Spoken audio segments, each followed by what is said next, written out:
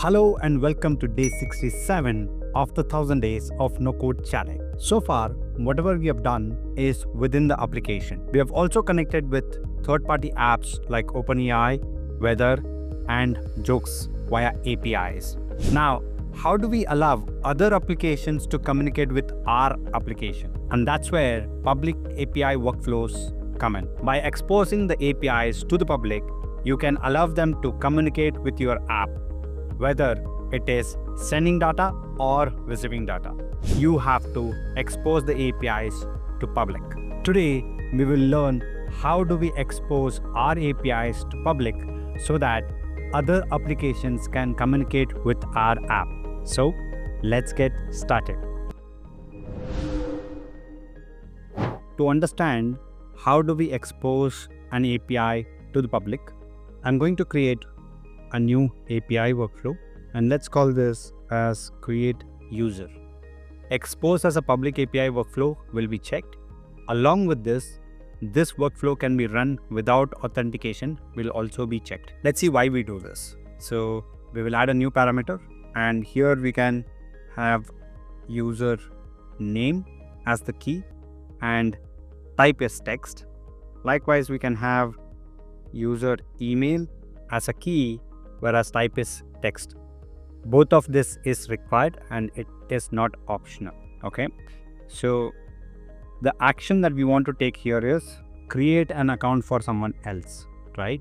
So the email is user email that we have got as a parameter, and return the user if the account already exists, which means if the user already exists in the database with that particular email ID, then return that as a response, right?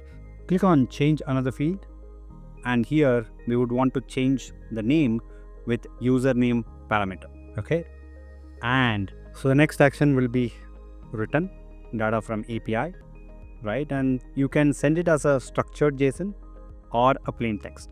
So right now let's send it as plain text, which can be created user equals result of step 1's unique ID.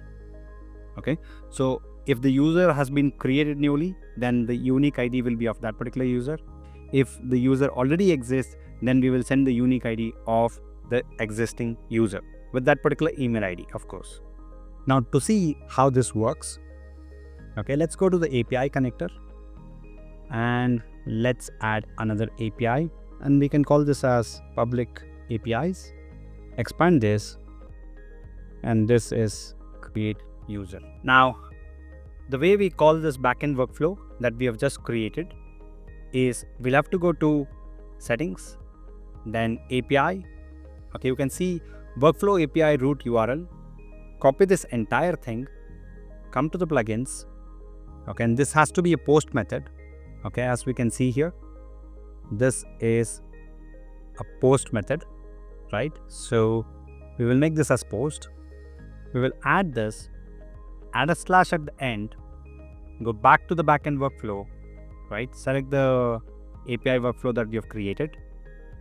Copy this endpoint name. Okay, ideally it should be in small letters and without space. Add that at the end. Okay, once you do that, we can add parameters from here.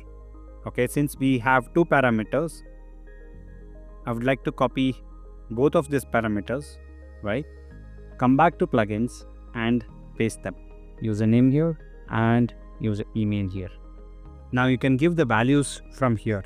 I'll give the username as Ritesh and user email as xyz@rit7.com.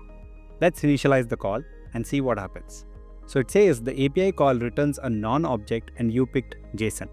Okay, that's because we have mentioned here data type as JSON. Make it as text, right? And then initialize the call.